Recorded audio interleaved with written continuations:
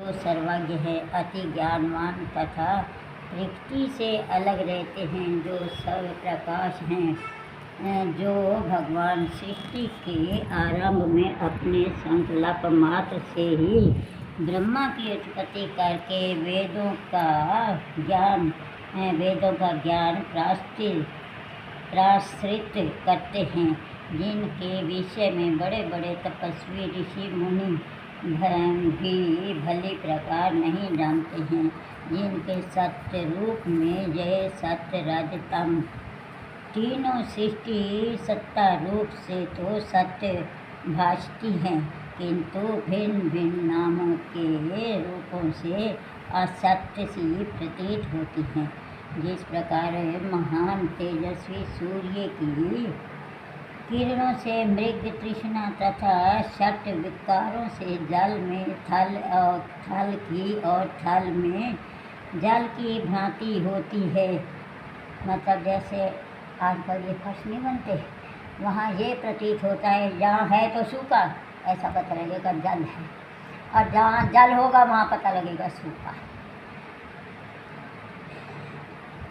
जल ही भांति होता है, जो भगवान अपने अप्रमेय ज्ञान के द्वारा संसारिक माया कपट छल से दूर रहते हैं। उन सच्चिदानंद धन परमात्मा को नमस्कार करके उनका ध्यान करते हैं। ग्रंथ महिमा ये श्री शुक सागर जो सुख का समुद्र है, महामुनि श्री कृष्ण द्वैपायन व्यास जी ने अपने अपूर्व ज्ञान से बनाया है।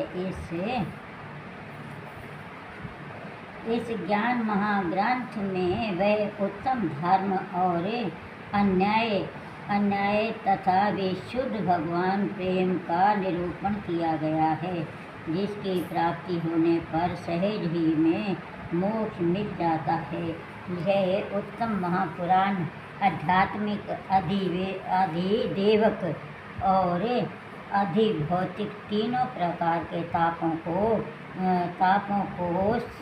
समूल से नष्ट करके पार ब्रह्म भगवान श्री कृष्णचंद्र की प्राप्ति करता है। इस शास्त्र के अध्ययन एवं साधन का आश्रय लेने के पश्चात फिर किसी शास्त्र के अध्ययन की आवश्यकता नहीं रहती है। मतलब जो इंसान इसको पढ़ लेता है, उसको किसी दूसरे शास्त्र को पढ़ने का कोई ज़रूरी नहीं होती। इस उत्तम ग्रंथ के श्रवण करने से भगवान श्री कृष्ण सब उसके हृदय में आविराजते हैं। ये सुख सागर ग्रंथ श्रीमद्भागवत वेदों का पक्का हुआ फल है। श्री सुखदेव जी रूपी तोते के मुख से चख लेने के कारण यह अति आनंद देने वाला अमृत रूप हो गया है। ये ऐसा फल है जिसमें रसहीन छिलका गुठली आदि कुछ भी नहीं है। जिस प्रकार तोते का खाया हुआ फल आध्यात्मिक मीठा तथा रस होता है, उसी प्रकार ये भी शुक रूपी तोते के द्वारा खाया हुआ होने के कारण मीठा तथा सरस हो गया है। जैसे हम कहते हैं ये फल तोते का खाया है, बहुत मीठा होगा, ये आम तोते ने खाया है, इसलिए कहते हैं ये ग्रंथ सब में पक्का फल है। पक्का सांस फूल जाती है, सांस फूल जाती है। अच्छा, आराम से करिए।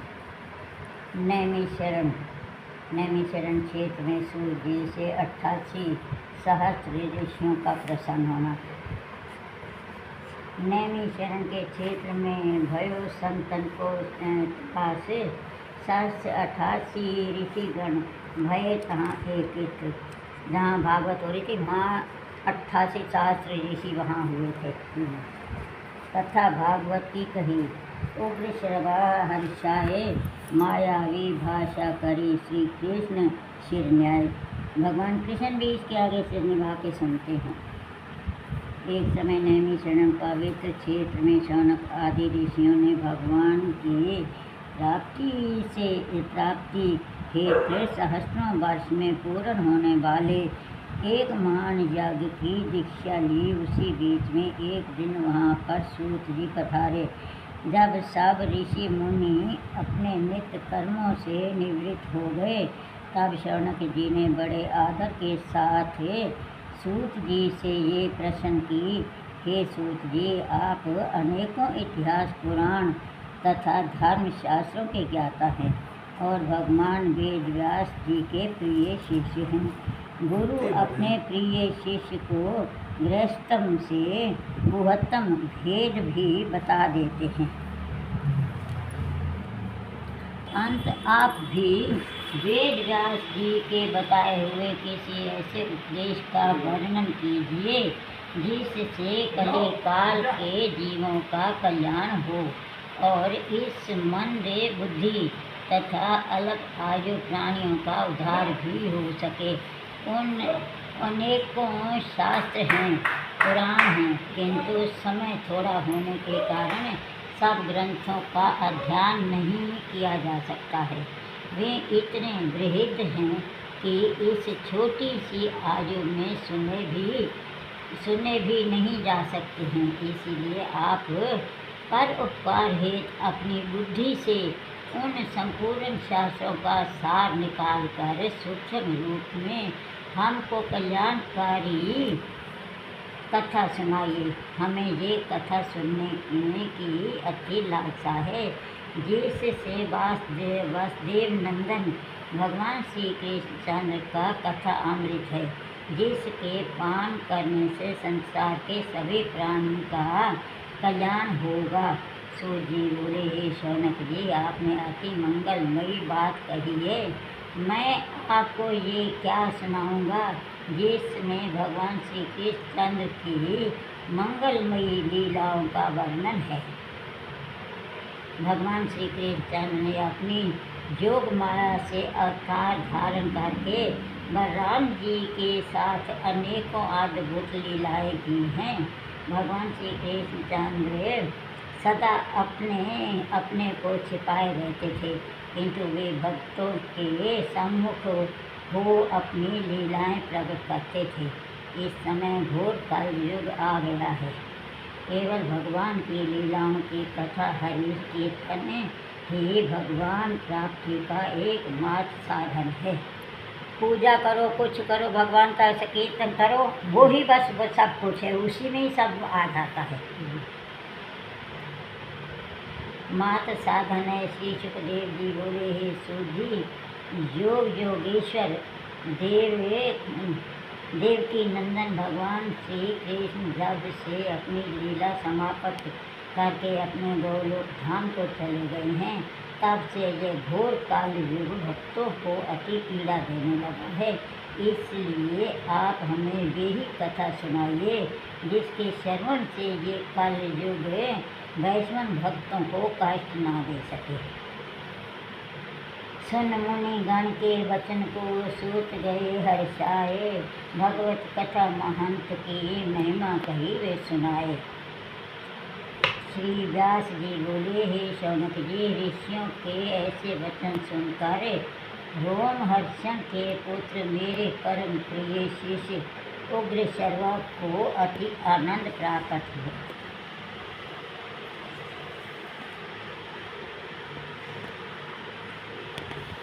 और भगवान के प्रिय प्रेम में मगन होकर कथा आरंभ की।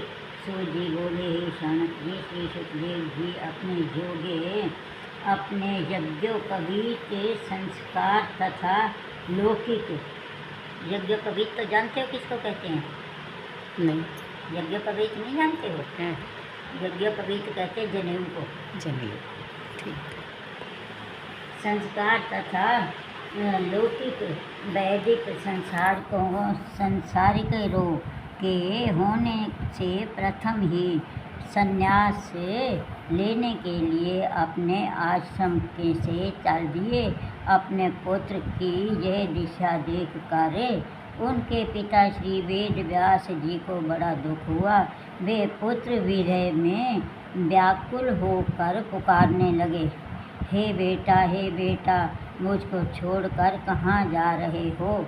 उस समय श्री सुखदेव जी ने कोई उत्तर नहीं दिया, किंतु उनके प्रत्युत्तर में वृक्षों ने उत्तर दिया था, जिससे श्री सुखदेव जी ने अपने को संपूर्ण जड़ चेतन प्राणियों में लीन कर दिया है। ऐसे सर्वात्मा व्यास नंदन श्री सुखदेव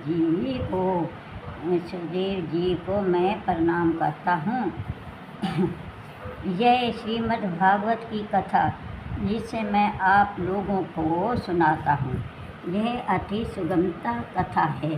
यह पुराण वेदों का सार है तथा भगवान की प्राप्ति का एकमात्र साधन है। अज्ञानी रूपी अंधकार को दूर करने का दीपक है। श्री सुखदेव जी ने संपूर्ण ऋषियों के गुरु हैं। मैं उन्हें प्रणाम करता हूँ तथा इस ग्रंथ के चरित्र श्री व्यास जी को प्रणाम करके श्रीमद् भागवत की कथा सुनाता हूँ। इसमें भगवान श्री कृष्ण की भक्ति का धारावाहिक प्रवाह है। भगवान श्री कृष्ण की भक्ति होने से ज्ञान और वैराग्य सब आते हैं। मनुष्य सांसारिक माया जाल से मुक्त होकर मोक्ष को प्राप्त हो जाते हैं। मनुष्य जीवन का यही तात्पर्य नहीं है कि ये दिन रात कमाएं, खाएं, सो जाएं और विषय वासनाओं में लिप्त रहकर अंत समय में इस संसार से चला जाए। जीवन में जीवित रहने का तात्पर्य तो ये है कि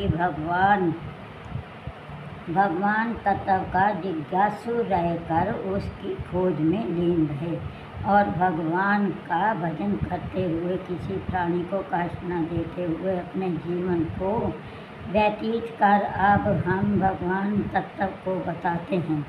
ज्ञाता और ज्ञेय के भेद से युक्त अखंड सच्चिदानंद स्वरूप के ज्ञान को ही तत्ववेता लोग भगवान तत्व मानते हैं। ज्ञानी पुरुष उसे ब्रह्म कहते हैं। योगी जन परमात्मा। पानी लिया दो माता जी। ये जो आपने अभी सुना है, वासुदेव जी पुकार रहे थे, बेटा बेटा बेटा। ये कौन थे? वासुदेव ये तो कर रहे थे, वो बेटा जो वे नदी में पहुँचाए थे। नहीं, आप बताओ। ये वो थे